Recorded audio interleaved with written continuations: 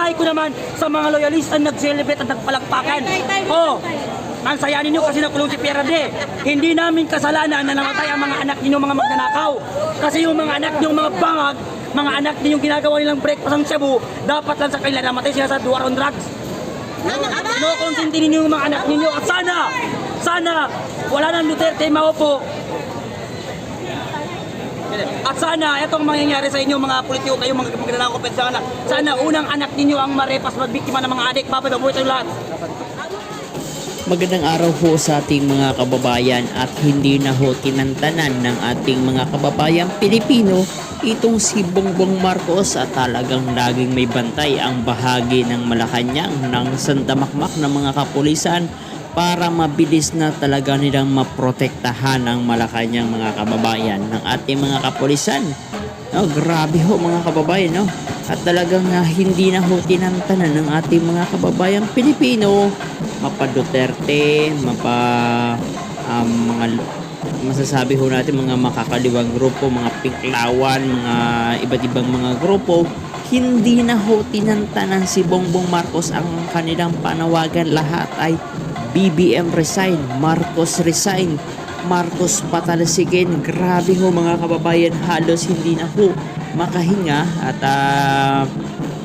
magkanda o gaga ang Malacanang sa mga nangyayari dito sa ating bansang Pilipinas, no? Hindi dahil nga talagang galit na ho ang ating mga kababayang Pilipino sa mga nangyayari sa ginagawa ng administrasyon ni Bongbong Marcos. Kaya naman talagang tuloy-tuloy ho ang pagkakalampag ng ating mga kababayang Pilipino, tuloy-tuloy ang demonstrasyon upang ipanawagan na mag-resign na nga itong si Bongbong Marcos dahil hindi na maganda ang mga nangyayari sa ating bansang Pilipinas. Hindi ko lang po talaga lubos maisip kung bakit grabe hindi pa rin bumibitaw itong si Bongbong Marcos na kahit na alam naman ng sambayan ng Pilipino, milyon-milyon ng mga Pilipino alam ang mga nangyayari na kung saan si Bongbong Marcos ang numero 1 mastermind ng nakawan sa gobyerno. Oo, kailangan mga kababayan magkaisa na ang ating mga kababayang Pilipino, pero kahit medyo kakaunti lamang ang bilang ho nito mga kabayan, ay grabe, talagang grabe yung mga ibinantay at binarikada ng mga kapulisan sa may bahagi ng Menjola sa takot po nila mga kababayan na biglang pasukin na lamang bigla ang bahagi ng Malacanang. So grabe, oh, nakikita niyo yung mga nakasulat yan, oh, mga kababayan, oh, grabe, oh, tuloy-tuloy ho ang mga pagprotesta ng ating mga kababayang Pilipino, no? So kailangan ho natin gawin talaga ito dahil hindi talaga magpapatinag, no? Hindi magpapatinag ang ating mga kababayang Pilipino, ganun din hindi rin magpapatinag ang grupo ni Bongbong Marcos Jr. So kaya naman talagang tuloy-tuloy ang mga demonstrasyon ng ginagawa ng ating mga kababayang Pilipino. So halos linggo-linggo mga kababayan ay hindi ho makahinga at hindi na mapakali ang Malacanang dahil nga sa halos linggo-linggo ng mga ginagawa mga kababayan, no? Grabe, oh.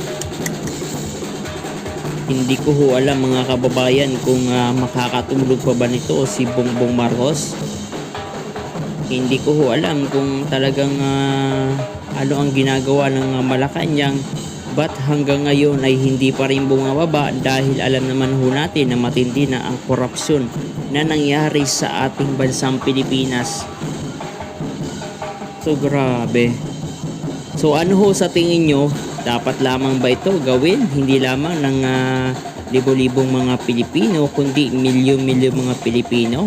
Hindi lamang dito sa Maynila kundi buong Pilipinas. Sa tingin nyo mga kababayan, i-comment nyo nga dyan sa ibaba. Dahil nga, no, talagang ito, habang naglalakad ho kami dito ay talagang nagtitinginan yung mga kababayan natin.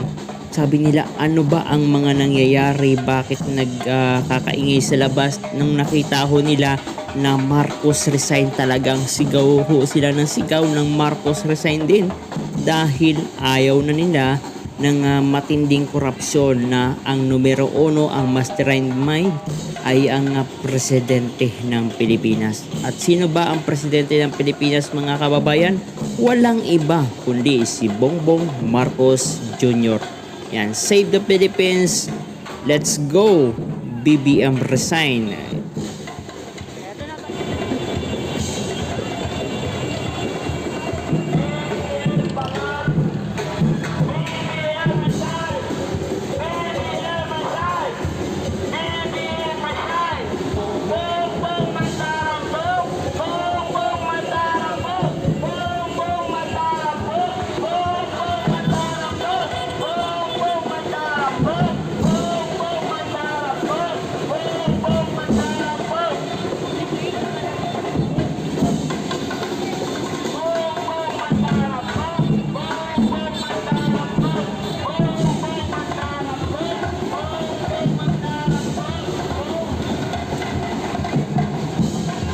Diyan na tayo sa may LRT recto.